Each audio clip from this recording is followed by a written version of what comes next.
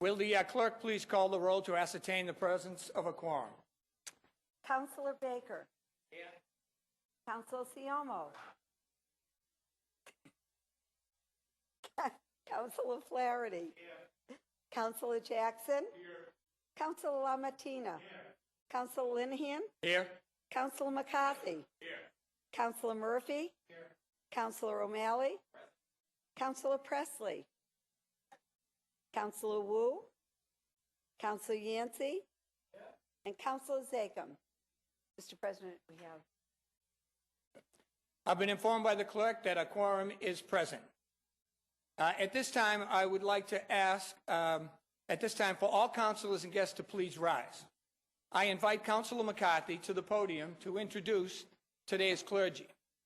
After the invocation is delivered, I would ask all members and guests to remain standing as we recite the Pledge of Allegiance. Councilor McCarthy. Thank you, Mr. President. Welcome. Today I have the great pleasure to introduce somebody who is very familiar with this hall. Father Joe O'Keefe worked in city government for a long, long time. I've known him for over 23 years as we started meeting in West Roxbury over the Home Depot issue, which was a zillion years ago. Matt, if you were still in high school, that's awful. That's awful. He's a native of West Roxbury. He served as members of the Boston Legislative Delegation as well as in the State House, as well as with our very own Councilor Mike Flaherty. He entered the Jesuits in 2006. He was ordained a priest in June of 2013. He lived in California for most of his Jesuit formation. He recently returned to Boston. He's been missioned by the Jesuits to Boston College High School. Now, as a CM guy, and he is also a CM guy, clearly BC High is learning how to pick very, very good guys to work for them. So without further ado, Father Joe.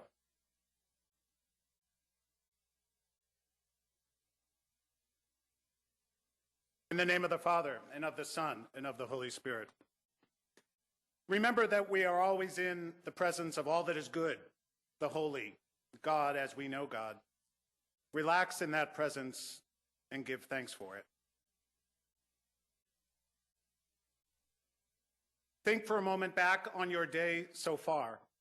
Recall the people you've encountered today. Picture them in your mind. Your spouse, your partner, your children, later perhaps neighbors, friends and colleagues, co-workers. Picture also the people you encountered that you didn't know, people who were strangers, people you can remember but never knew by name. Recall also situations you faced, stories that were shared with you, the big things and the little things. And let us pray. Loving God, we are grateful for all that you have filled our day with and fill our lives with. Help all of us to keep you, God, the good, the holy in mind as we act and react to all of the people and situations of our lives. We are truly grateful for the goodness, the holiness that you have given us so freely, and we ask that you always be guided, that we always be guided in freedom to choose a course of action that will bring your goodness into the lives of others. We call down your blessing on the members of this city council and all who make their home and lives in this great city. Through Christ our Lord. Amen. In the name of the Father, and of the Son, and of the Holy Spirit. Thank you, Father Joe O'Keefe, for your inspiring and important message to us all here today. At this time, I would like to ask Councilor McCarthy to lead us in the Pledge of Allegiance. Pledge allegiance to the flag of the United States of America, and to the republic for which it stands, one nation, under God, indivisible, with liberty and justice for all. Thank you, Councilor McCarthy. And the councilor will escort Father Joe from the chamber. You can all be seated. Really nice to see you all here today. I hope you're staying for the whole meeting. At this time, I'd like to introduce and ask Councilor Ayanna Pressley to the podium to make a presentation. Councilor Pressley.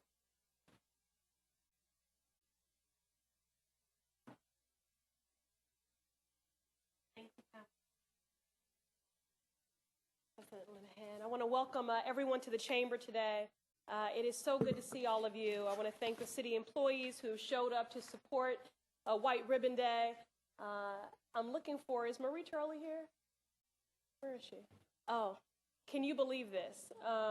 You know, the White Ribbon Campaign started in 1991 as a movement in which men recognizing that violence against women is not just a women's issue, and that they need have a stake, a responsibility, and that there was an opportunity for them to play a role in addressing violence and recognizing that although we're all vulnerable to unhealthy behaviors, destructive and hurtful behaviors, that disproportionately women and girls are often victims at the hands of male perpetrators. And so men recognized that they had a responsibility, an opportunity, and an obligation to play an active role as peacemakers.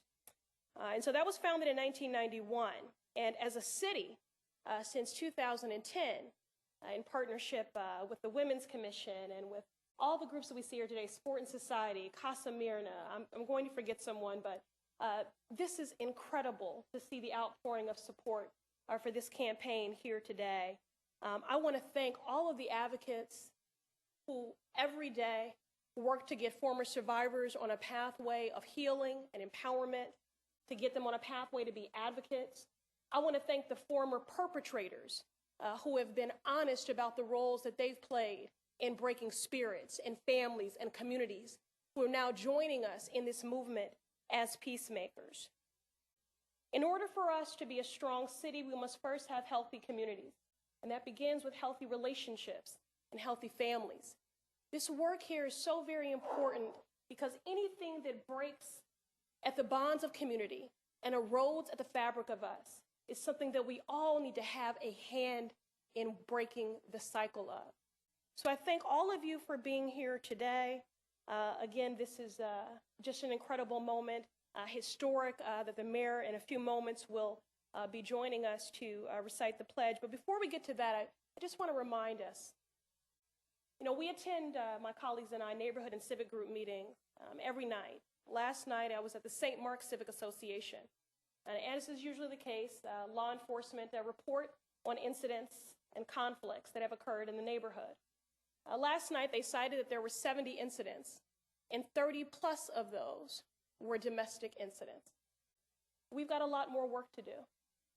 The ribbon is not the work. It's a reminder to keep doing the work. And this is about much more than policies and practices. The work of the community-based organizations here, the admirable work that they do, and the work that we strive to do here in government. This is about changing culture and about doing that work all the time, not just in the wake of headlines, but the work that is necessary every day to really make meaningful headway. So I thank all of you for being here, and now I will bring to the podium our partner who does this work every day and has been a part of this initiative, this City Hall campaign since 2010, Craig Norberg-Baum. Craig is the coordinator of the Men's Initiative at Jane Doe Incorporated, the Massachusetts Coalition Against Sexual Assault and Domestic Violence. He has been a leader in the movement to end domestic violence for over 30 years and has mentored countless men and boys. He is a committed partner in the work to end violence against women and has organized the White Ribbon Campaign in the Commonwealth for the last 7 years. I'll bring him to the podium. Thank you. Oh, thank you. Where is he? Okay. All right.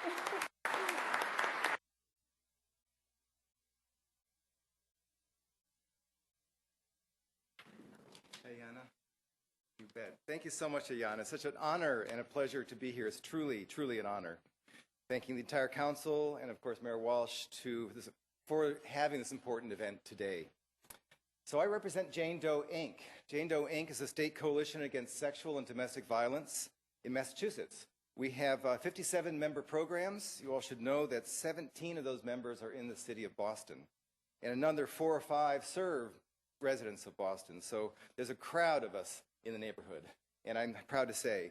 A few are in the room. I'd like to recognize Deb Collins-Gooseby. Deb, thank you. Casamirna Vasquez, please. Casamirna. And Dan Lebowitz from Sport and Society. Dan, thank you. Now, our other Jane Doe members in the room, I just wanted to recognize you. Who's here? Oh, hi. So, wonderful. So, Stephanie Brown with Casamirna. And so, thank you very much. I don't want to leave anyone else. And then Stephanie Lee is here from our board. What? Law enforcement. Hey, Stephanie Lee. Did you want to add? No. Okay. Very good. And she's on our board of directors, so it's wonderful to have her join us today as well with the Verizon Foundation. So, and I would be remiss if I didn't also thank survivors in the room. I know many of us have histories of this kind, whether it's sexual violence or domestic violence. Events like this raise memories, and so we recognize and embrace that and be a safe space and connection for you. Your voice, male voices, female voices, guide our work. And it's important for us to acknowledge that. And thank you for survivors engaging with our coalition, our members, in terms of knowing that experience and supporting that as well as we can. I'd like to tell you a little bit about White Ribbon Campaign in general, so you know the context of this day today. Jane Doe Inc. Massachusetts White Ribbon Day is a part of the International White Ribbon Campaign. As Councilor Presley mentioned, it began in 1991, 23 years ago, where men and boys all over the world are now pledging to be part of a solution in ending men's violence against women. 60 countries plus, millions of signatures. It's strong in Australia, New Zealand, Brazil, and the United Nations is also a co-sponsor. This is an active, positive celebration of welcoming men and boys everywhere to step up, speak out, and to promote healthy masculinities. I didn't say end violence. I said start something, which is to engage in what is the best part of being a man and what is healthy masculinity, and pluralize that masculinities. We all have a part to play in this. We all have a role in the solution. Honestly, we all do. To hold each other to these standards in a whole new way, the hallmark of which is to value respect and cooperation in all of our relationships. Fathers teaching their children. Coaches and team captains leading their players. Artists and musicians speaking the experience and naming the cause. We all have these strong roles to play, and we encourage you to find yours. In Massachusetts, we have set the first Thursday in March as our statewide White Ribbon Day. We held that just recently, where we host a major event at the State House. Communities such as Boston then set their own local dates for city White Ribbon Days. You are part of a network of now over 86 communities together in conducting local activities such as this proclamation event today. Individuals join the campaign as ambassadors for the message of this campaign, and over 550 men have joined to date as formal ambassadors. You too can join by visiting our website. We list ambassadors on the website, and you have a simple role to play, which is to ask 5 of your friends and colleagues to take the pledge and wear the ribbon on your White Ribbon Day. This year, the Governor, Deval Patrick, is serving as the campaign chairperson, so we have to thank the Governor and First Lady for all of their support. And I want to end by saying thank you, each and every one of you, for making and participating in this event today and joining us in promising to be part of the solution. Thank you all very, very much.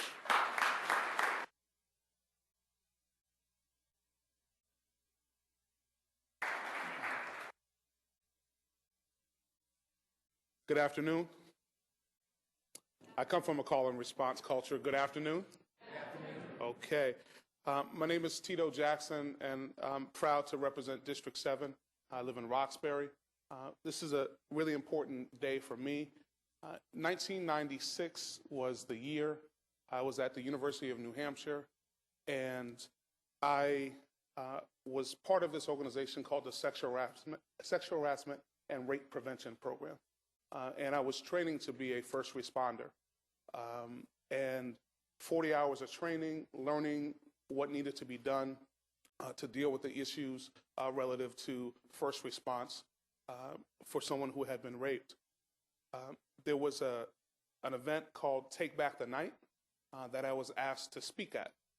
At the same time, I had gone to the doctor, and the doctor asked me about my history. And I'm adopted. I had been adopted at 2 months old, and I did not know my history. So I actually called the agency to find out about my history. And I just want to pause, and I want to thank Councilor Presley for the work that she's done to give me courage enough to speak about this issue in public. Her work has been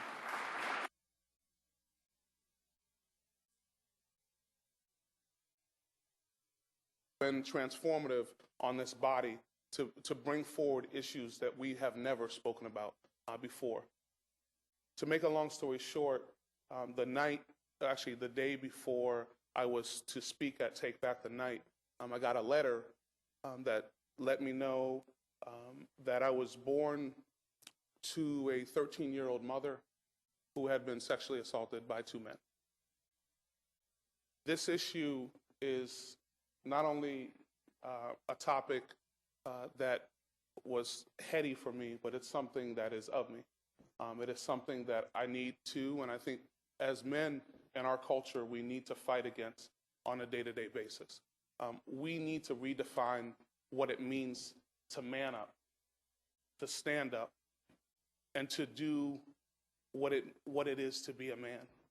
It is incumbent upon us in our man cave, with our friends, with our homeboys, to check them when they're out of line.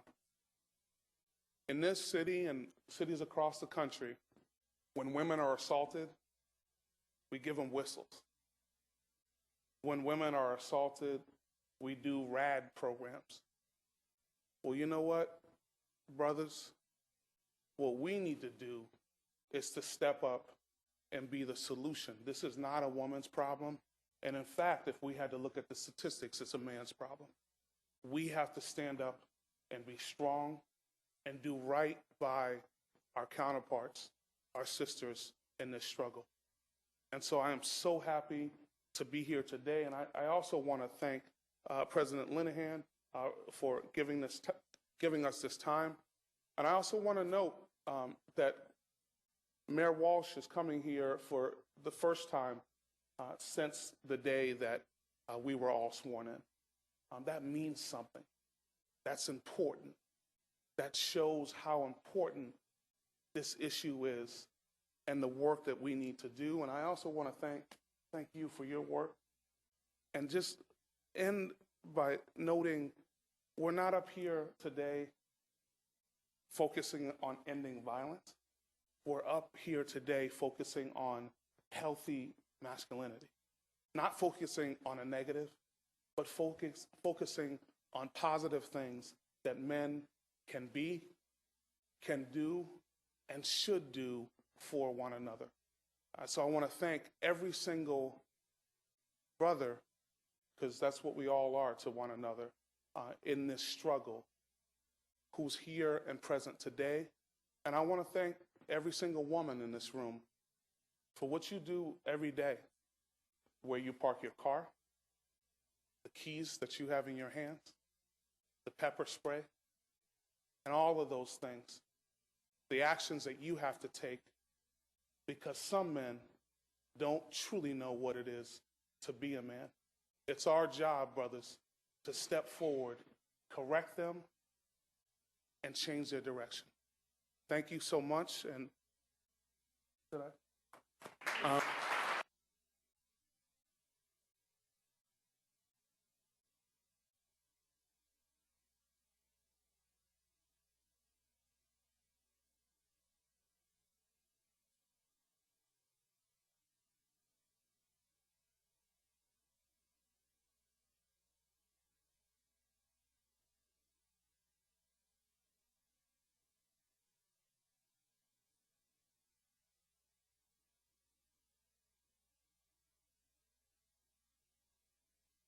Ladies and gentlemen, for the second time in this room, but someone who has never been a stranger to us here, someone who has stood on the right side of these issues and so many other issues, and someone who has opened his arms and his office and his doors in a way that we haven't seen.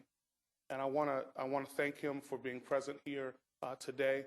And I want to introduce to you the Honorable Mayor of the City of Boston, Martin J. Walsh.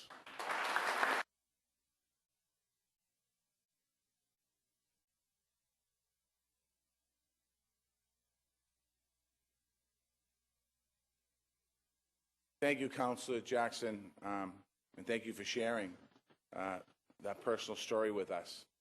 I'd like to thank Councilor Presley as well, and President Lenahan and all the members of the City Council for your leadership in promoting the health of women and girls in Boston.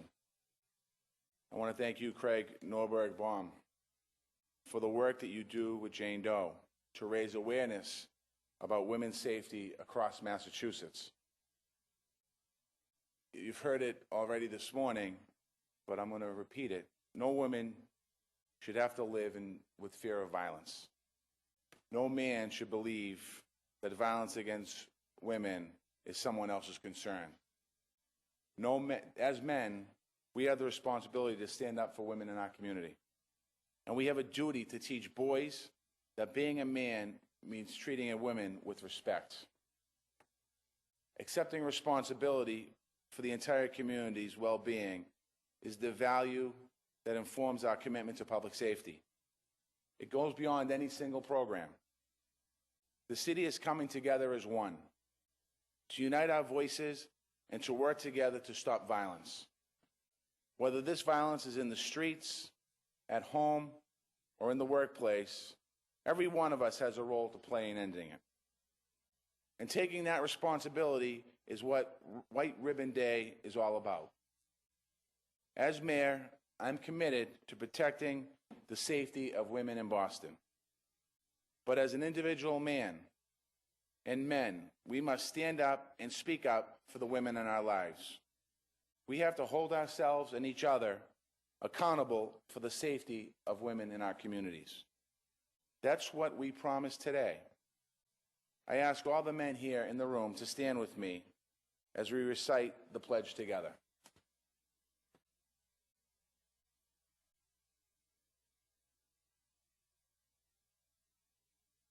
And you can recite the pledge.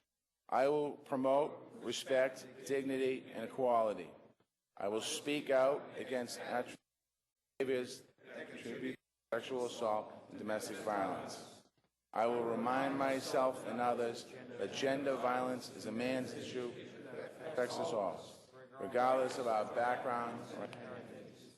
I will confront sexism, homophobia, racism, and other forms of repression.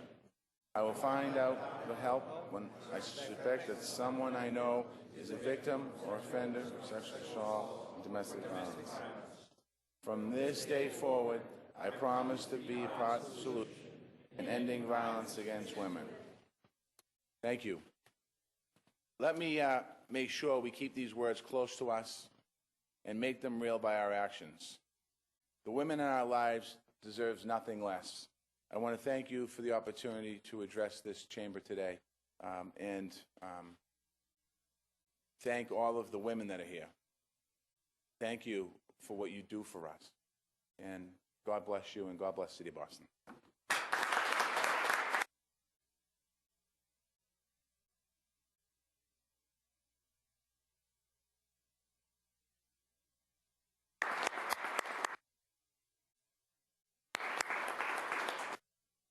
Thank you very much. I want to thank the mayor for gracing us with his presence here today.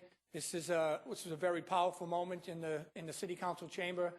I want to thank personally Councilor Ayanna Presley and Tito Jackson for moving this forward, and thank you all for being here today. So on behalf of the entire City Council, we've made the pledge. We've made it before, and we're committed to it. So thank you.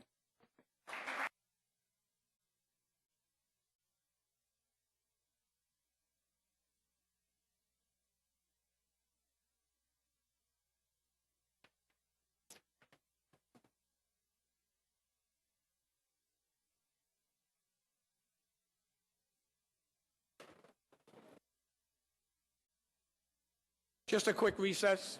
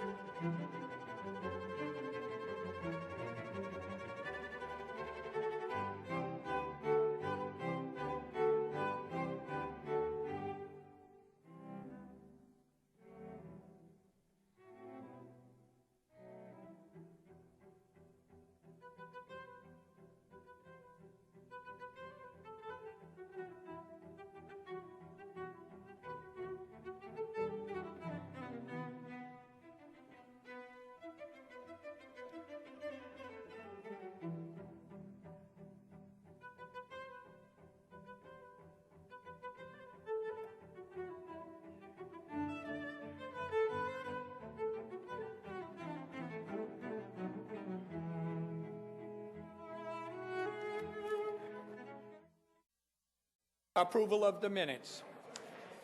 If there are no corrections to be made, the minutes of last week's meeting will stand approved. Seeing here no objections, the minutes are so approved. Communications from His Honor, the Mayor.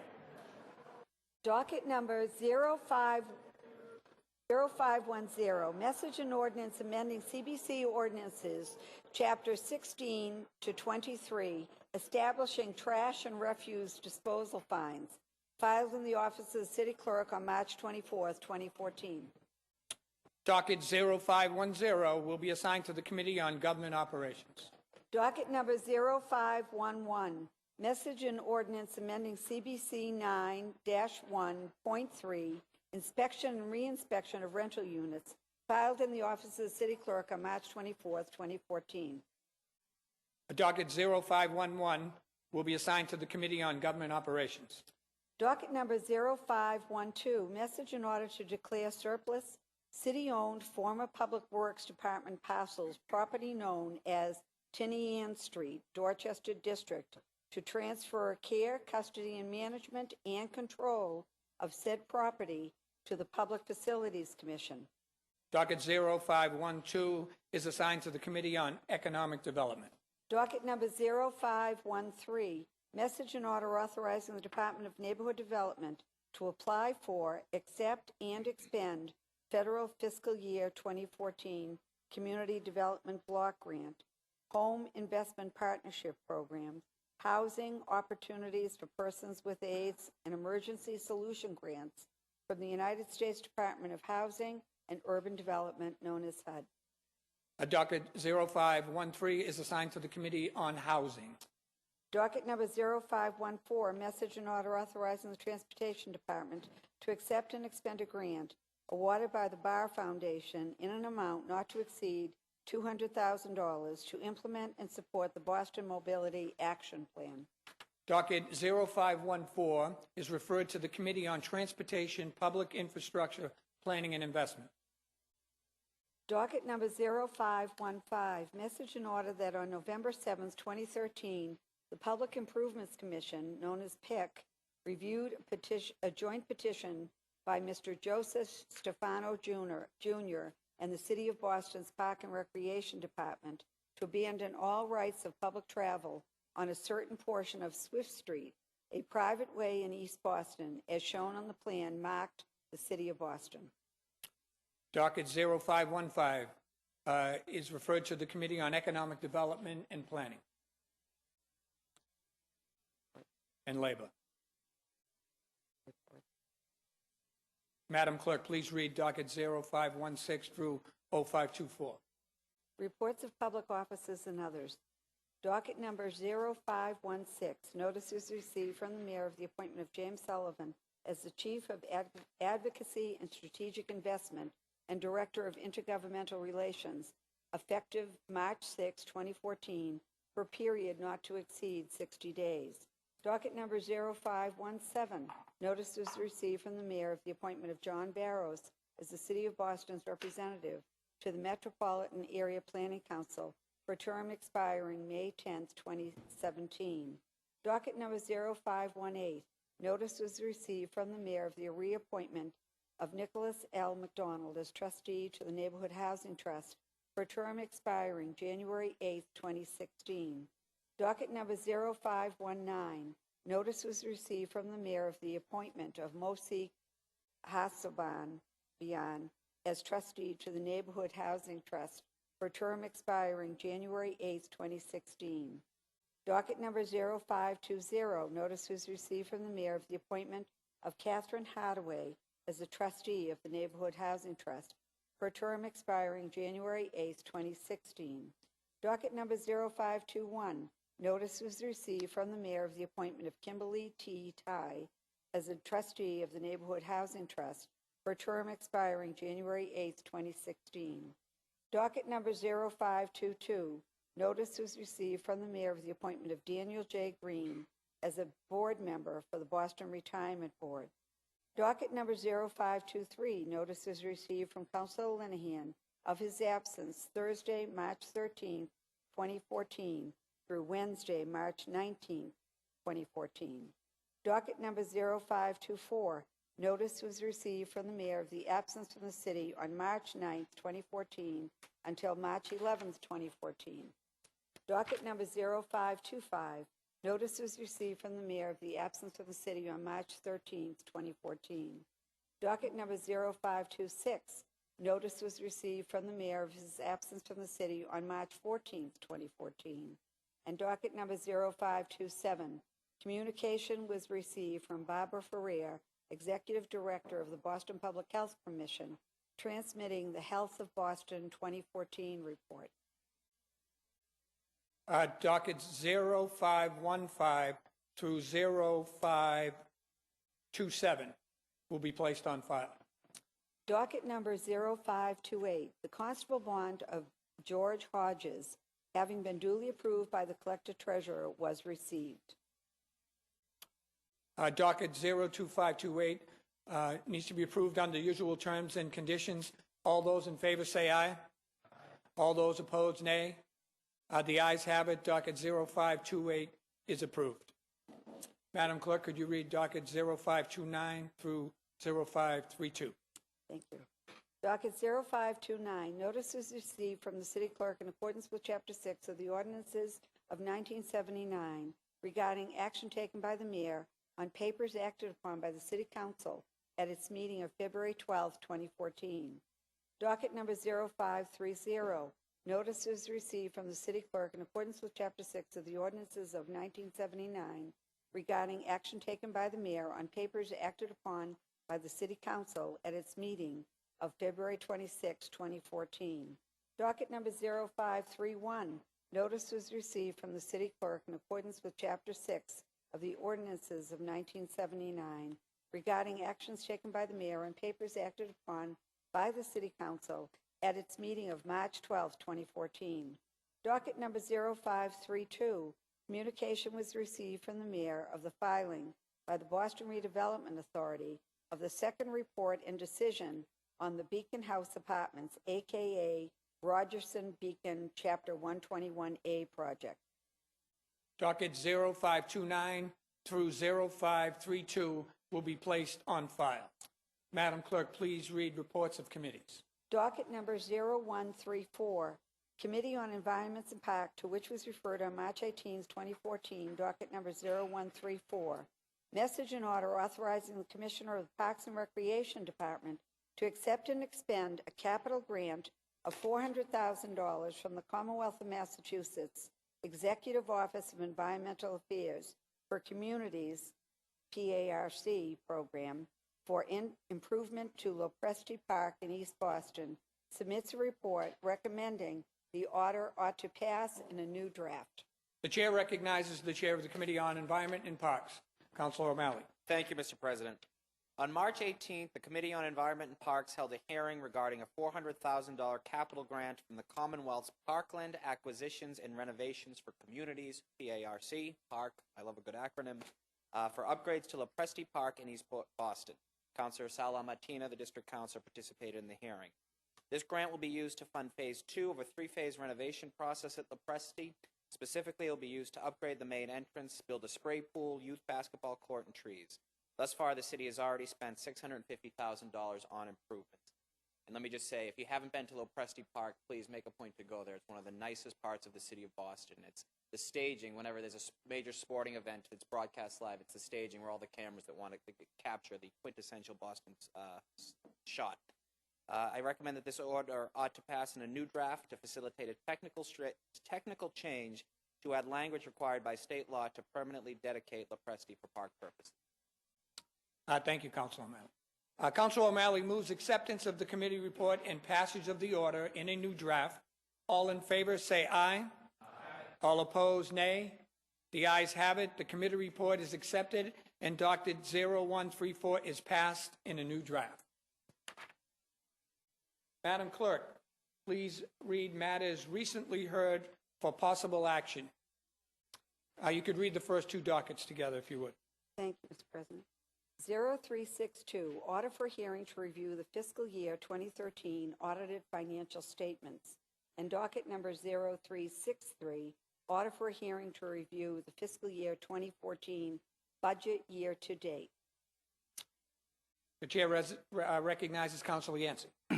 Thank you very much, Mr. President. I would ask that these items remain in committee. We've had several hearings already, very successful hearings, and we've discerned some new information in terms of what's going on in the operation of city government. We reviewed more than 50% of the $2.6 billion budget that this body approved last year. We've met with the heads of the Department of Public Works, Transportation, Administration and Finance, the Boston Public Schools, the Boston Centers for Youth and Families. This week, we also will be hearing from the Police Department, the libraries, and the Law Department. And next week, we'll discuss the Fire Department and ISD, Inspectional Services. Mr. President, I know that many of these hearings are quite tedious. They're intended to be so, because as one of my colleagues just mentioned to me this morning, the devil is often in the details. And it is worth noting that the vast majority of the city departments are overspent in their overtime.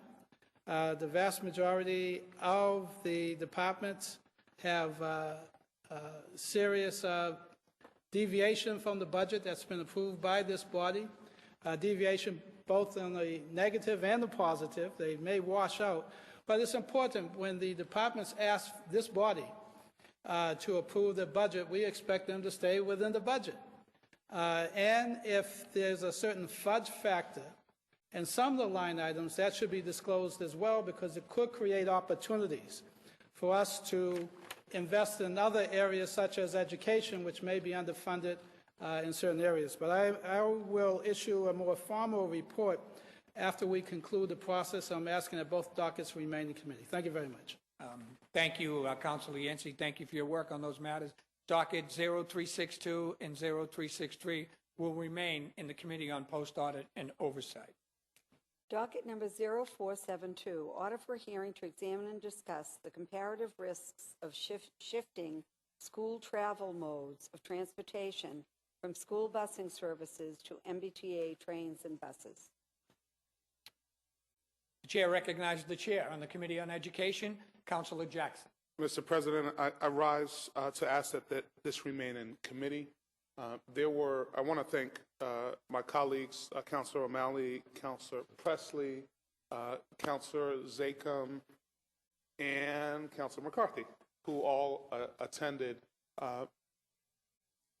Boston Public Schools are proposing shifting transportation for 7th and 8th graders, 4,500 young people, from yellow school buses, the safest mode of transportation, that has nationally a 2% fatality rate, to walking as well as other buses, which actually has a 16% fatality rate. That's an 800-fold increase.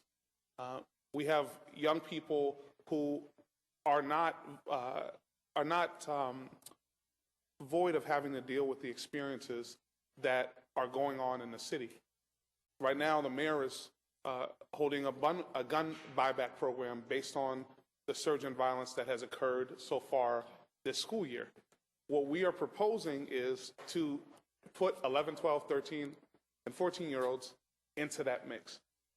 I, to date, have no assurances about the actual safety that will occur, the lack of supervision and issues relative to that. And also, so we know, as the financial stewards of that $2.6 billion budget, Veolia, the company that currently has the contract for buses, they still make their money, the 3%, regardless of how many students they transport. So if these 4,500 students are actually taken off of the bus, their profit margin and the money that they're making will actually still be the same. As Councilor Presley so aptly noted, the more questions that were answered, the more questions that we actually had at the hearing. This is going to be voted on tonight. We have to think about safety first for our young people. And also, as the fiscal stewards, we also have to think about the issue of liability. If anything happens to any one of these 4,500 students who used to be on a yellow bus, who are going to be on a T-bus, and we have a couple of lawyers in this room, that's on us. And so, Mr. President, I would ask that this stay in committee and that I have an opportunity to revisit and monitor this implementation if it actually does occur. It gives me great pause, and it should give each and every one of us great pause about what would happen to our young people in an unsupervised fashion to have to deal with many of the very real adult issues that they're dealing with now. Thank you so much for this opportunity, Mr. President. Thank you, Councilor Jackson. Councilor Yancey. Thank you very much, Mr. President. I rise to commend a good colleague from Roxbury for hosting this hearing. Unfortunately, due to a family emergency, I was not able to attend. But I did want to state that the good councilor is raising some very important issues. In fact, Mr. President, many people don't realize it, and this came out during the post-audit committee hearing we had with the school department. The Veolia contract was not the lowest bid. And based on the reports we received during the post-audit and oversight committee meeting, they've even overspent what was initially allocated to transportation. So these are very important issues, but the most important issue of all, of course, is the safety of our school children. And I believe that Councilor Jackson's on the right track. I believe that transportation on the school buses is much safer than requiring our 6th and 7th graders to take the MBTA, which means that they'll have to make several, in some instances, several transfers to get to the ultimate destination. So I would look forward to any follow-up hearing that takes place. I would encourage the school department to take another look at this proposed policy, rethink it, because this body has taken steps in the past to increase the level of safety of transport of our children on the Boston Public School buses, including the crossing arm that's attached to the front bumper of every school bus. That was initiated right here. Our children would not have benefit of that if they're forced to use the MBTA. So, again, I rise to commend a good colleague from Roxbury. Thank you. Thank you, Councilor Yancey. Councilor McCarthy. Thank you very much, Mr. President, and thank you to Councilor Jackson for bringing this forward. It was a very long meeting, and the one thing that continued to resonate in my head as a city councilor, as somebody with teens, there are a lot of families that continue to search for reasons to stay. And kids who are going to Latin Academy, Madison Park, whoever utilizes these buses, they were made a promise when they signed their children up to go to those schools. And that promise was, you're going to get picked up here and dropped off there. We are now pulling just another reason out from underneath people to stay. So it's imperative, and as Councilor Jackson said, you know, we need to revisit this. I'm very afraid that this vote's happening tomorrow. I don't understand why the time schedule has to be pushed so fast ahead.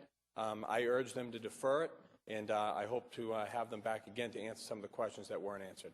Thank you. Thank you, Councilor McCarthy. Docket 0472 will remain in the Committee on Education. Madam Clerk, please read the next two dockets together, if you would. Docket number 0386, order for hearing regarding small business permitting and licensing reform. And docket number 0439, order for hearing regarding improved internal processes for licensing small businesses. The Chair recognizes the Chair of the Special Committee on Small Business, Entrepreneurship, and Innovation. Councilor Wu. Yesterday with representatives from several city agencies and departments involved, DoIT, DND, Fire, ISD, both Building and Health Licensing Board and Consumer Affairs and Licensing. I want to thank my colleagues who were able to join yesterday and lend their voices to supporting small business owners and also asking very insightful questions. There were a number of issues that came out that will require closer attention, specifically around tracking and complications with the Hansen system. We heard a lot of complaints around the ease of use and departments jumping into the system and the expansion of it. The need for multilingual and multicultural outreach, as Councilor Presley so aptly pointed out, duplication of permits so that multiple departments have access to feedback, but maybe there's a way to streamline it a little better, and issues of outreach and coordination. So I would ask that these two items remain in committee so that the committee can continue to convene hearings and working sessions, ideally in the neighborhoods as well, and hope to ask for my colleagues' help in facilitating some of those conversations out in the districts too. Thank you very much.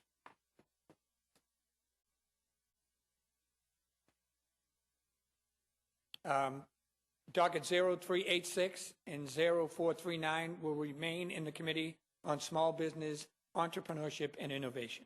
Motions, orders, and resolutions. Docket number 0533, Councilor Yancey offered the following order requesting certain information under Section 17F regarding law enforcement trust funds. Chair recognizes Councilor Yancey on docket 0533. Suspension and passage of this 7th request. So request for information concerning the Law Enforcement Trust Fund, which is the repository of proceeds from confiscated and forfeited assets. This is done on an annual basis, and we want to have the police department indicate how much has been received and how it's been spent. So I'm requesting suspension and passage. Thank you, Mr. President. Councilor Yancey moves suspension of the rules and passage of docket 0533. All those in favor say aye. Aye. All opposed, nay. The ayes have it. Docket 0533 has been passed.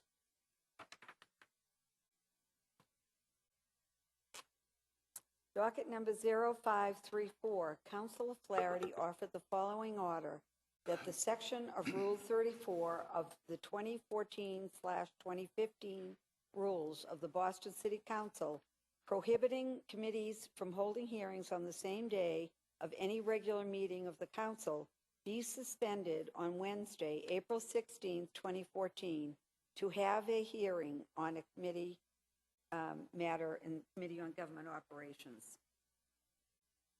Councilor Flaherty. Thank you, Mr. President.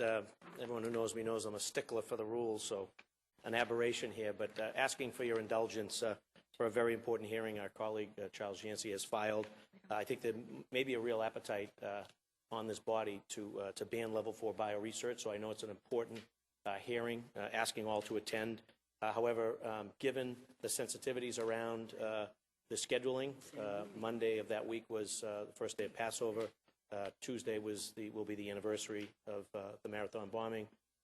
Thursday is Holy Thursday and Good Friday, as we all know. So Wednesday of that week was the only day that worked for all sides of this discussion. So I'm asking for your consideration to suspend the rules and allow me, as Chair of Government Operations, to hold and host a hearing on the level 4 bioresearch on Wednesday, April the 16th, starting at 4 o'clock, which will be after our council session, and we'll probably go till whenever. So I'll rope off 4 to midnight, Mr. President. Also, so if that's agreeable to the body, if there are no objections, and also Councilor Yancey is asking our indulgence to allow him to substitute the language of the existing ordinance that's in our committee now. Everything is the same with the exception of a couple of the whereases. This document would be substituted in that document's place. And again, if there are no objections or if Councilor Yancey would like to be heard on his reasoning for the substitution, I just want to make sure procedurally through the clerk and through you, Mr. President, that we have it correct. So there's two asks here. The first ask is that we suspend the rules so that I'm able to hold that hearing for the level 4 bioresearch issue. And on top of that, Councilor Yancey is asking, as the chair, is asking me to substitute language of his original ordinance for the ordinance that you all have a copy of both in front of you.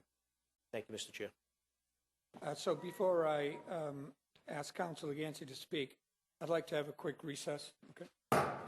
And could you come? Councilor Murphy?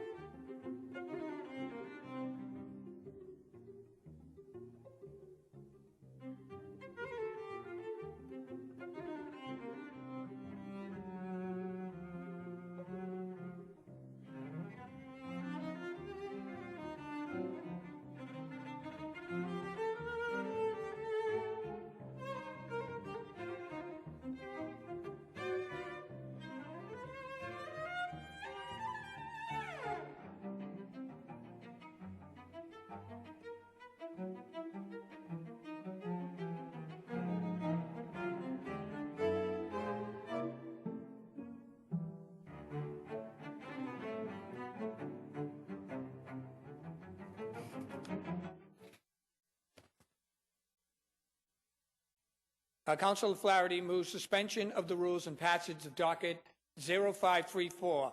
All in favor say aye. Aye. All opposed say nay. The ayes have it, and docket 0534 is passed. Docket 0535, Councilor Jackson offered the following order for a hearing regarding the use of smartphone applications in parking enforcement.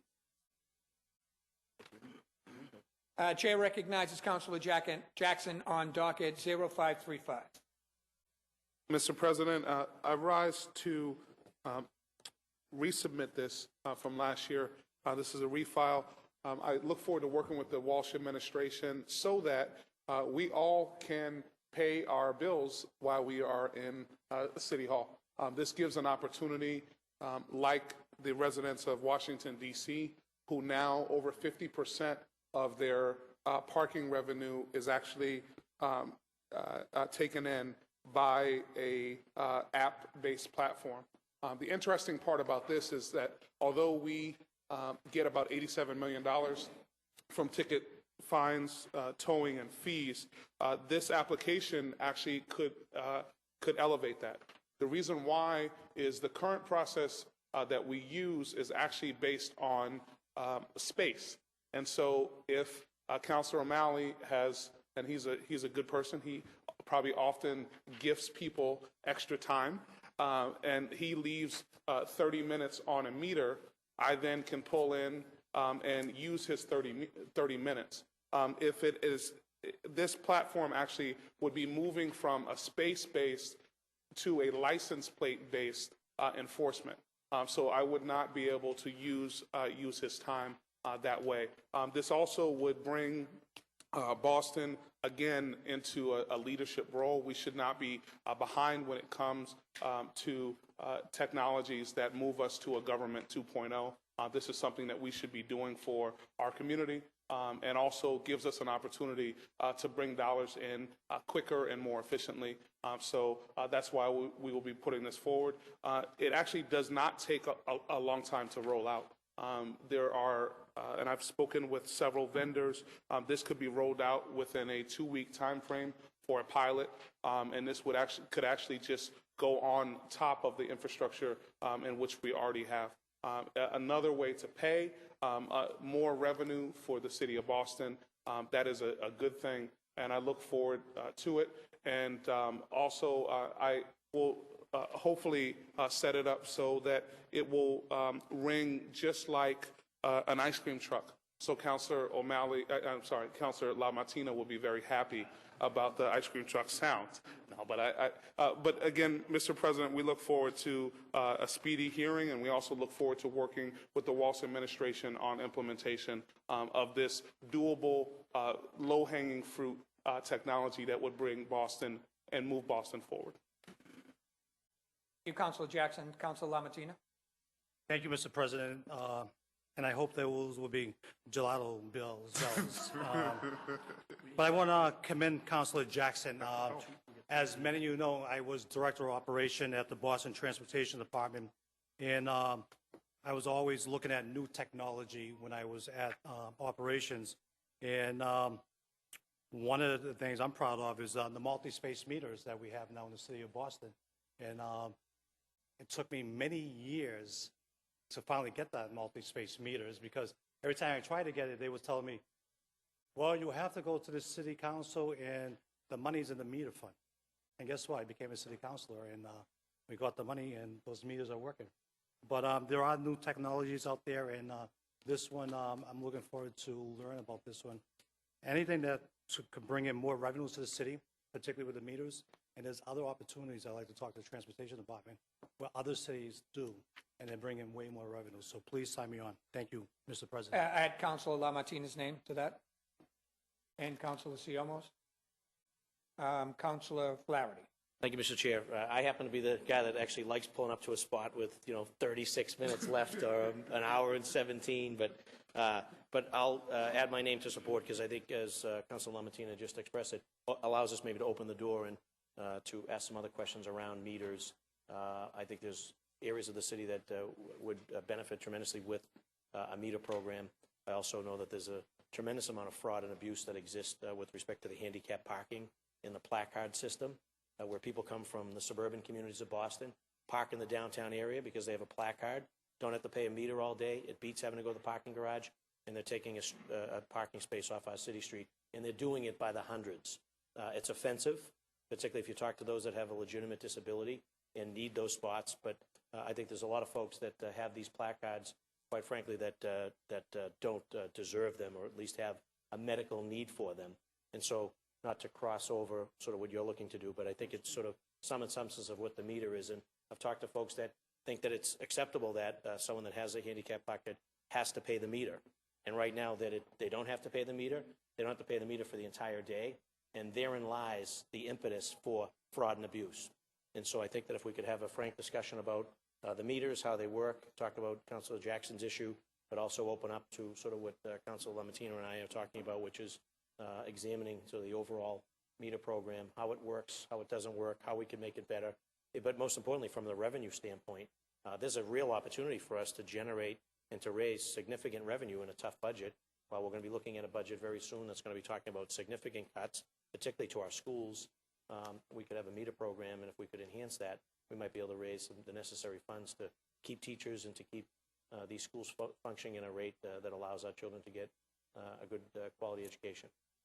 Thank you, Mr. President. Would you like to add your name, Councilor? Yes, please. Please add Councilor Flaherty's name. Councilor Zachem. Thank you, Mr. President. I rise to commend Councilor Jackson for calling for this hearing. I look forward to participating in it. I think anything that can continue Boston's leadership in the high-tech field and make us more efficient in our city departments, while also potentially raising much-needed revenue.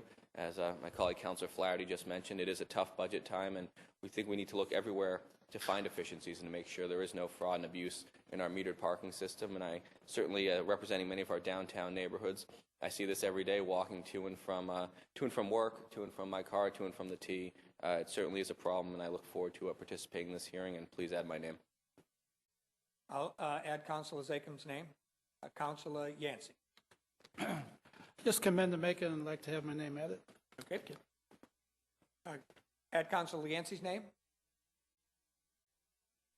And did you want to speak, Councilor Presley? Okay. So add the name of Councilor O'Malley, Councilor Murphy, Councilor McCarthy, and please add the chair's name, Councilor Presley.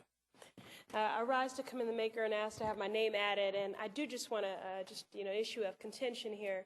I appreciate why Councilor Jackson would assume that Councilor O'Malley would be the good Samaritan in that scenario, but I would like to say that I have it on good authority. Although people think he was actually never a Boy Scout. So but no, I commend the maker and ask to have my name added. Okay. Please add Councilor Presley's name. Can you believe that he was never a Boy Scout? I thought he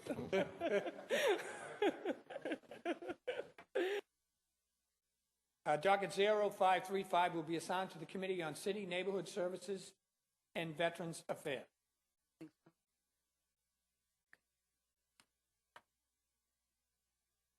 Docket number 0536, Councilor Jackson offered the following order for hearing for Boston Public Schools' new inclusion plan and its impact on special education services.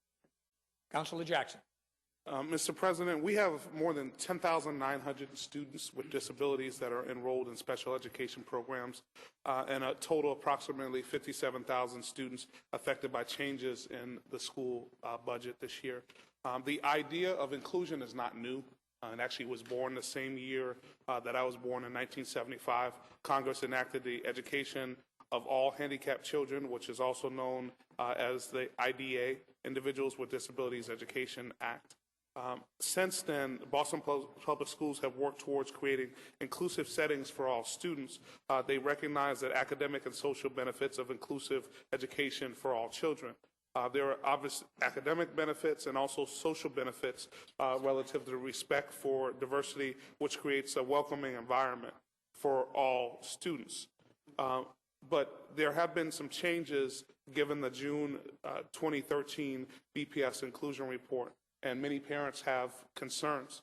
And despite the commitment to improving inclusive education, many parents are concerned about the fiscal cuts the new inclusion plan and IEP process are going to bring forward. This would change the IEP process. It'll have an impact on the proposed inclusion plan and the proposed budget. Let's be clear, inclusion is not cheaper. It is the better thing to do. Many other school systems are fully moved to inclusion model, but we have lagged behind in terms of our inclusion model. We will not be saving dollars, and in fact, in most cases, there will be a need to increase funding. We need to get our arms around this, and we need to make sure that we're taking care of the students in the Boston Public School System that are most in need, Mr. President, and that's why I bring forward this issue to deal with the potential issues that inclusion without the actual inclusion of funding will have for our young people. So I look forward to an expedited hearing, and I want to thank you for this opportunity. Thank you, Mr. President. I rise to commend the maker of this very important order. We've all been hearing from parents across the district about the school budget this year, and particularly over the last few years, the special education budget has been cut bit by bit, and certain of the inclusion schools that started off as premier models across the country have now had to stretch their principals and teachers to the very brink, taking away administrators, taking away paraprofessionals, taking away that second adult in the room. The inclusion model really only works well when you can have those small class sizes and that level of support. Once that starts to break down, students who have other options than inclusion schools may be pulled out, and then the system unravels. So I really commend Councillor Jackson on this. Special education is my priority this educational funding cycle. And I would add that, Councillor Jackson brought up the financial piece of it. I think it's really important to note that we would be asking for an increased investment in some cases. But if you look at the long run costs and the other alternatives, when a student with special needs petitions to have a private school placement because it's no longer adequate in the inclusion setting, those placements, as we learned at the post-audit hearing, can cost upwards of $100,000 a year. And so it is an increased investment for us compared to the current system, but over the long run, it does save the city and the department money, and I hope that we can all really focus on this in the immediate term. Okay. Please add Councilor Wu's name, Councilor Presley's name, Councilor O'Malley, Councilor Murphy, Councilor McCarthy, Councilor LaMartina, Councilor Flaherty, Councilor Baker, Councilor Yancey. Very briefly, Mr. President, I'd like to thank Councilor Wu again for attending the post-audit committee hearing on the school department. During that hearing, we heard not only the fact that we've overspended in contractual educational services by millions of dollars. We also learned that of the school department's plans to place children with disabilities in what used to be the Woodrow Wilson Middle School, which is now being used as a high school, inappropriately, I might add parenthetically. But now they plan to have an inclusion school in a building that's not handicapped accessible. So that means we're going to have to spend even more money, capital dollars presumably, to retrofit that building for, again, some questionable uses.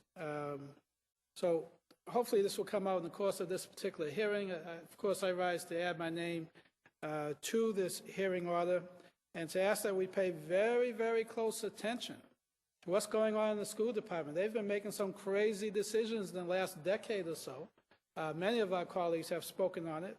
The crowding of high school students in non-high school buildings is only one of many questionable decisions that the school department has made, and this may be another one. So I'd like to have my name added. Thank you. Please add Councilor Yancey's name and add the chair's name. Councilor Siomo. Thank you, Mr. President. I also rise to ask that my name be added and commend the author. Recently went to the school committee hearing at the Edison School. Many parents from the Curly, Philbrook, and Mary Lyons in my district voiced concerns about some drastic cuts to personnel that support all the services in these inclusion models. And the weighted student funding has brought some measure of fairness, I think, across the system. People may agree or disagree on that.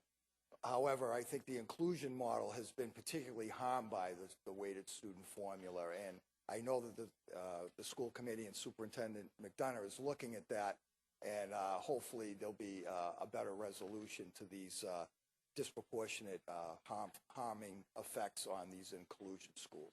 Thank you. Thank you, Councilor Siomo. Councilor McCarthy. Thank you, Councilor Jackson, for bringing this very important topic up. I, too, have been visiting a lot of the grammar schools in my district and outside my district, and the story remains the same, and it goes back to my earlier statement. It's about the families. You know, you have parents who've now built these small schools into communities. They've gone from level 4, level 3. They're level 1 now. They're fundraising. They're running golf tournaments. They're doing everything just to put paper on the desks. Yet, here we go again. Now, we've got programs like reading specialists where kids are coming in, they're 2, 3 levels behind. In 1 year, they're catching up. 1 year, they've gone from 3 levels and 2 levels behind. 1 year, they've gone to even level, and now they're progressing. And what are we going to do? We're going to yank that from underneath them. Who's going to stay? Who's going to stay in the city of Boston? I say nobody. We can't continue to have these cuts like this.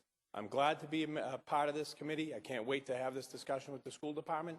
And it's just imperative that we continue to fight for our families. Thank you, Councilor McCarthy. In closing, Councilor Jackson.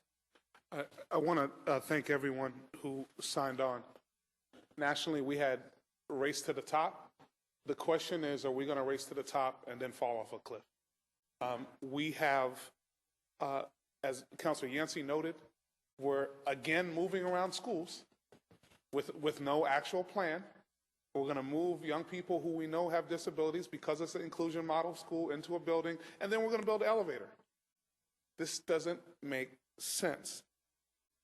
And I think it's incumbent upon this council to get ahead of this. We recently got an email, I think all of us got it, about Moody's. And it's a warning about bond ratings relative to the funding of charter schools. If we make our schools less competitive at a time when the cap is going up, we're doubly, and I'm not allowed to use words that Councilor O'Malley uses in the newspaper, but we are doubly in a more difficult situation. It makes us less competitive versus charter schools. And as Councilor McCarthy noted, it means that people will leave. This has a structural effect on our budget. If we have a structural deficit in our budget, and I will note this year, let's understand, none of the things that we're talking about in this budget were a surprise, right? So, in fact, the teacher's contract, which we approved, that wasn't a surprise. In fact, the bus contract, which we approved, that wasn't a surprise.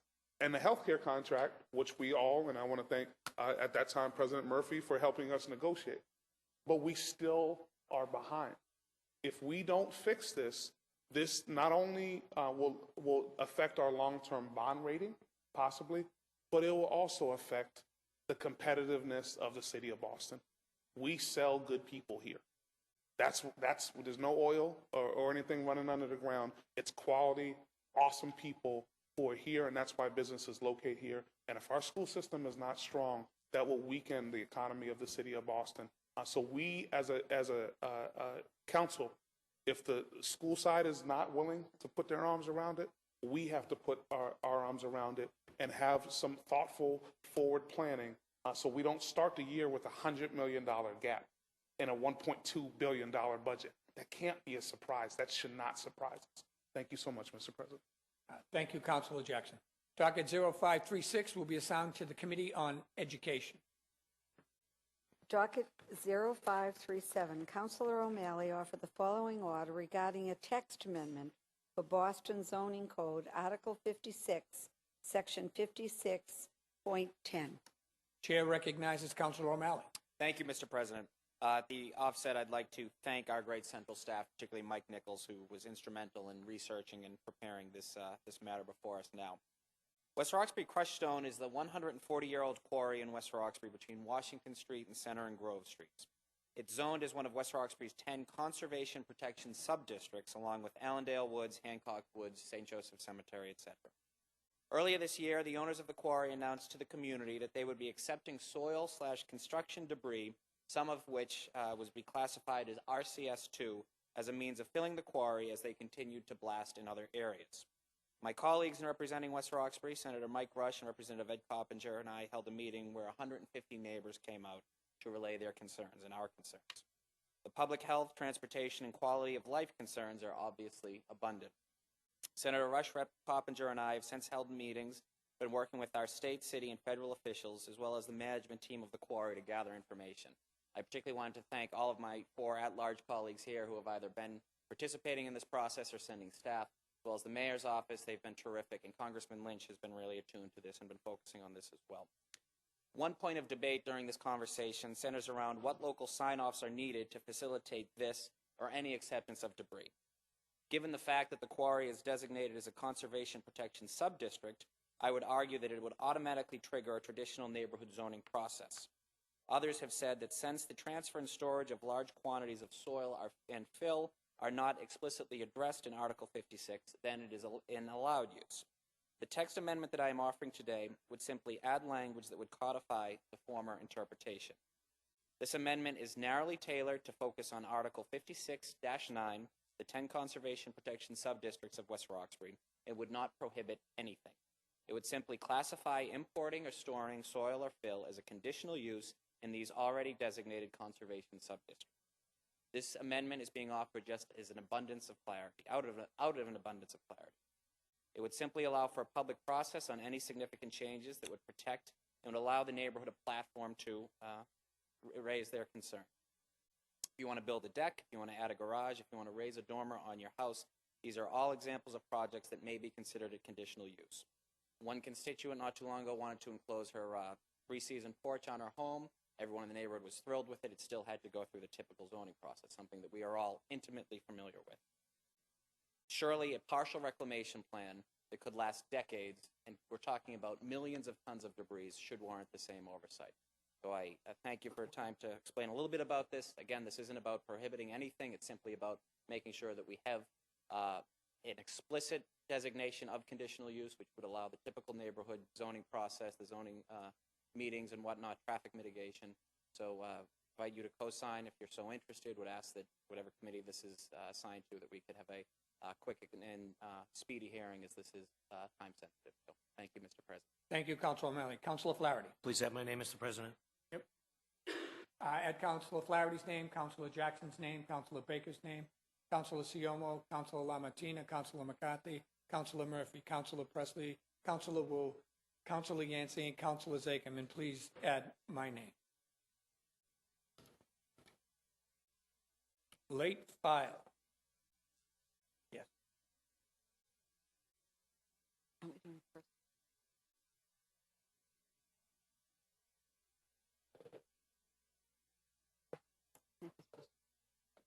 Have a quick recess, please.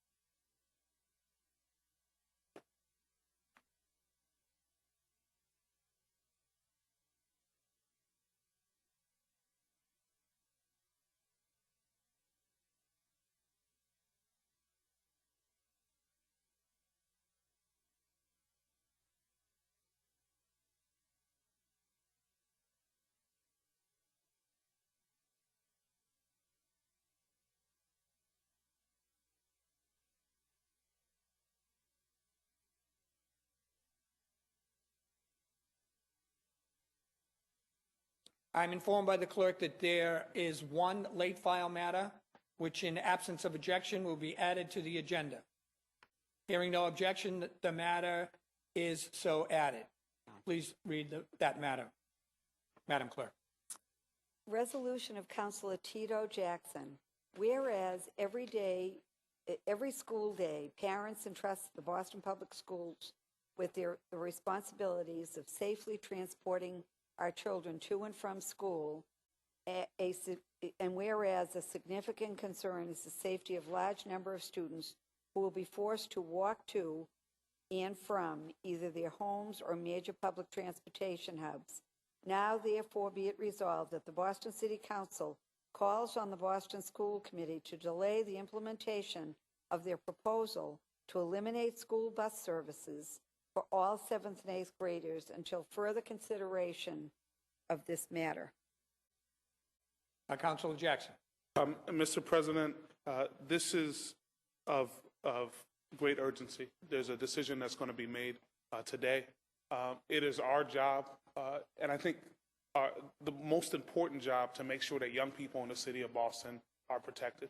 There are many factors and issues that have not been I think, thought out in the right way. There are many scenarios that have not been actually looked at.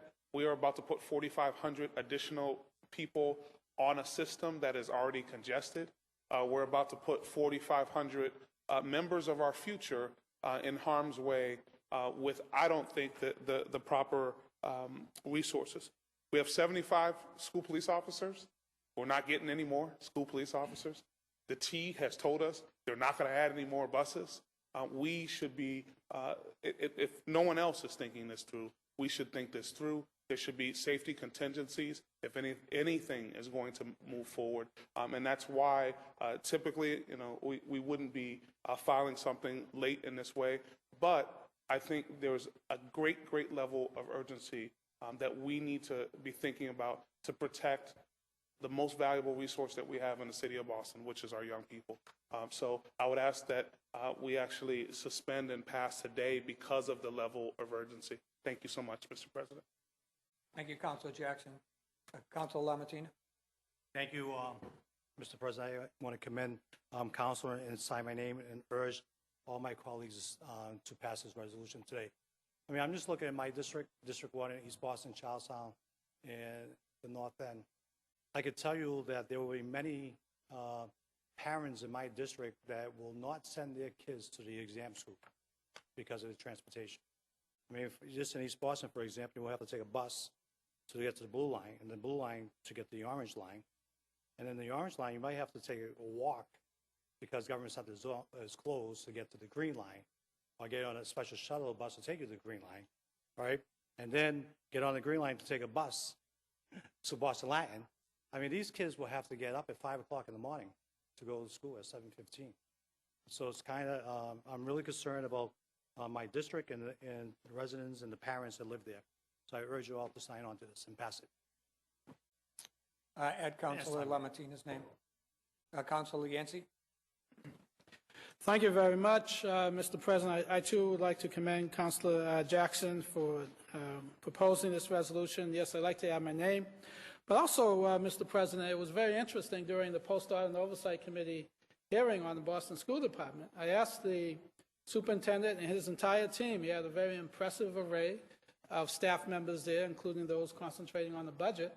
So I asked him, how much is going to be saved by putting the 7th and 8th graders on MBTA buses versus what we're paying now? This was just a couple of days ago, Mr. President. They did not know. They did not have an answer. So how dare they go ahead and have a vote on a matter where they have clearly not done their homework? I would also add, Mr. President, for the last couple of decades, I don't mean to date myself, but I've asked the question in every budget process, why are we spending Boston Public School dollars on private and parochial school transportation? I have nothing against private and parochial school education, but I don't think that should be taken out of the Boston Public School Department's budget. So you may ask, well, Councilor Yancey, how much are we paying every year for parochial school and private school transportation out of the Boston Public School Department's transportation budget? Some will be surprised to learn that we're spending more than $2 million a year. So there are opportunities, Mr. President, if the administration insists that they're required to provide this transportation, that if it's a mandate, a state mandate, then the state government should come up with the additional dollars to pay for it. This is patently unfair to the taxpayers of Boston. It's patently unfair to the school children of Boston. Again, I'm not opposed to doing it, but it should not come at the expense of the Boston Public Schools. Thank you. I'd like to have my name added, and I urge suspension and passage. Please add Councilor Yancey's name, Councilor O'Malley's name, Councilor McCarthy's name, Councilor Flaherty's name, Councilor Zakem's name, Councilor Wu. Oh, I'm sorry, Councilor Presley. Did you have your button pressed? I saw the wrong number. I'd like to have my name added, and I look forward to voting vigorously in the affirmative. This is one of the tools that we can use as a body, really to make a collective statement. All of us have been doing our own individual lobbying, but this is that important and that urgent that we critically weigh in as a body. We've spoken about sort of the safety concerns and the perils that I think all of our young people are vulnerable to. A lot of the testimony during the hearing spoke about the fact that these risks exist anyway and all the time. That's true. But it's our job as adults supervising our young people to reduce those risks, to restrict those risks. So although I am concerned about the threat, particularly given so many of the overlap with gang territories and getting to school, young men being coerced into gangs, young women being street harassed and catcalled, but I'm also concerned about the impact on the classroom. This is not just about moving bodies. This is about young people arriving in a classroom in a mental state to be receptive and have a readiness to learn. And I'm very concerned about not only their receptiveness to learn, but about their being tardy. Because we know that with an increased tardiness or truancy, we know that young people are then on a pathway to drop out and to disengage. So there just simply haven't been enough analysis, crosstabs, scenario planning, as Councilor Jackson alluded to, for this to move forward. And I'll close with this because it really resonated with me. One of the people that testified was an attorney representing the NAACP. And she was recalling the movie Jurassic Park, which I have not seen, but I will at some point, I suspect.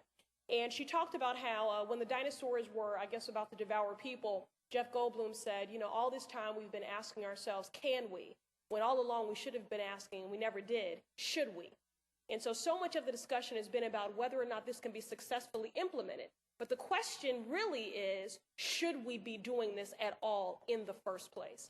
So we need to put the brakes on this. And so I commend Councilor Jackson for his leadership and look forward to voting in the affirmative. Thank you, Councilor Presley. Councilor Murphy? For his leadership on this issue as well, and simply say that it's important that we take a vote on something on this issue here today. And docket 472 was before us and remains in committee after an exhaustive hearing process. But the resolution that has been substituted by Councilor Jackson would equally convey our displeasure as the appropriating authority for all city funds to the school committee, and it's at a critical time. They're going to take this up tonight in 5 or 6 hours time, and we should have this statement in front of them so that they know how we feel collectively about it. And I think Councilor Jackson is playing a masterful hand in getting this out in front of the decision makers tonight at the school committee. And I, for one, want to see how they're going to treat this resolution, because they're going to be coming to us hat in hand in another 30 or 45 days looking for our approval on something that they're going to need our support on. So if they're not going to listen to me, I'm not going to listen to them. Good job, Councilor Jackson. I hope we have a roll call on this matter, because I think it would be more appropriate to send it over rather than just a voice vote. So I may doubt the vote at the time. Please have my name. Thank you. Please add Councilor Murphy's name. Councilor Jackson moves for suspension of the rules and adoption of this first late file matter. All those in favor say aye. Aye. All those opposed, nay. The ayes have it, and the first late... Madam Clerk, would you please read the roll? Councilor Baker. Yes. Councilor Baker, yes. Councilor Siomo. Councilor Siomo, yes. Councilor Flaherty. Councilor Flaherty, yes. Councilor Jackson. Councilor Jackson, yes. Councilor LaMattina. Yes. Councilor LaMattina, yes. Councilor Linehan. Yes. Councilor Linehan, yes. Councilor McCarthy. Yes. Councilor McCarthy, yes. Councilor Murphy. Councilor Murphy, yes. Councilor O'Malley. Councilor O'Malley, yes. Councilor Presley. Councilor Presley, yes. Councilor Wu. Councilor Wu, yes. Councilor Yancey. Councilor Yancey, yes. And Councilor Zachem. Councilor Zachem. We have a unanimous vote, President. The first late file matter has passed. Has been adopted. Excuse me. Personnel orders. Docket number 0538, Councilor Linehan offered the following order for the appointment of temporary employees. The chair moves suspension of the rules and passage of docket 0538. All those in favor say aye. All opposed, no. The ayes have it. Docket 0538 has passed. At this time, we'd entertain pulling matters from the green sheet.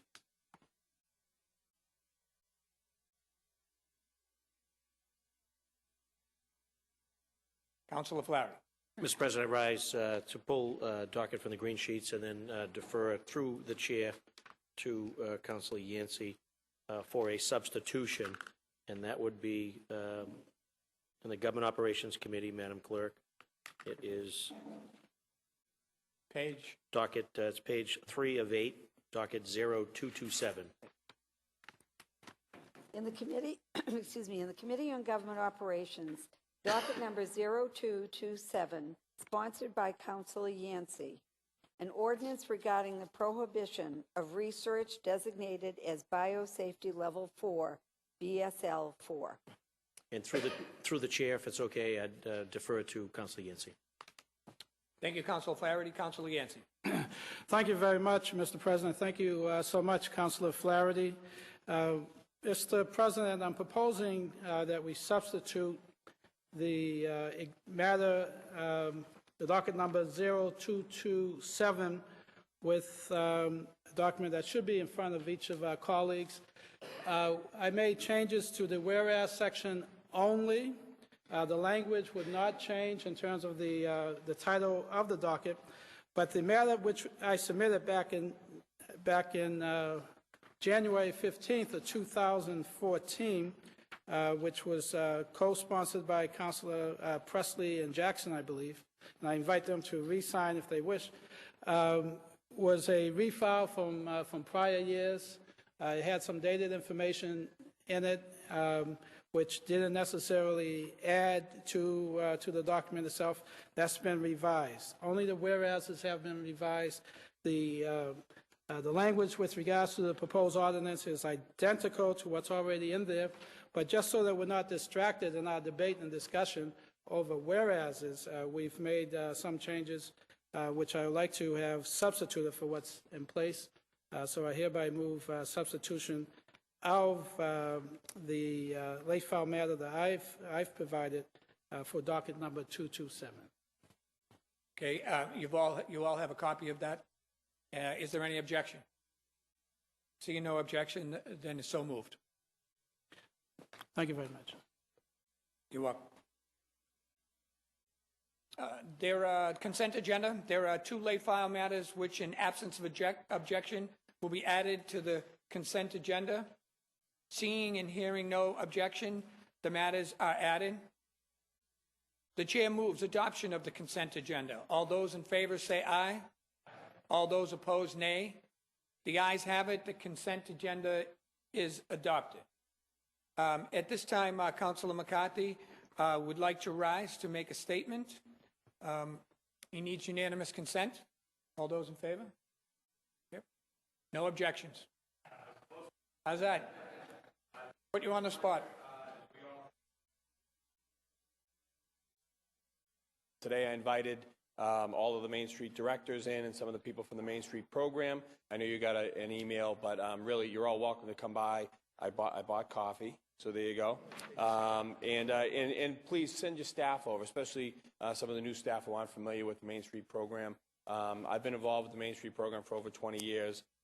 It's a great program. It's been helping our city tremendously over the last couple decades. And I just wanted to make sure you reminded you that we'll be over at the Palmonte Room if you want to come by and grab a cup of free coffee. Thanks. 2 o'clock. Thank you, Councilor McCarthy. 2 o'clock. I just want to remind folks that we did not do a picture on the White Ribbon Campaign, so that would like you all, after we adjourn, to meet for a photograph. I'd ask all guests and all members to please rise as the council prepares to adjourn today's meeting in memory of the following individuals. For Councilor Siomo, Biagio Buzzy Rufo. For the chair, Helmut Hammy Heine. For Councilor O'Malley, Janet Palmarillo. For Councilor Yancey, Elaine Vieira. Sonia Pennock. Michelina Talat Tu. A moment of silence, please, for the aforementioned.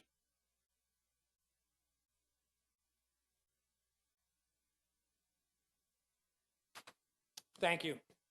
The chair moves that when the council adjourns today, it does so in memory of the aforementioned individuals. It is scheduled to meet again on Wednesday, April 2nd at 12 noon. All those in favor of adjournment say aye. All opposed, nay. The ayes have it.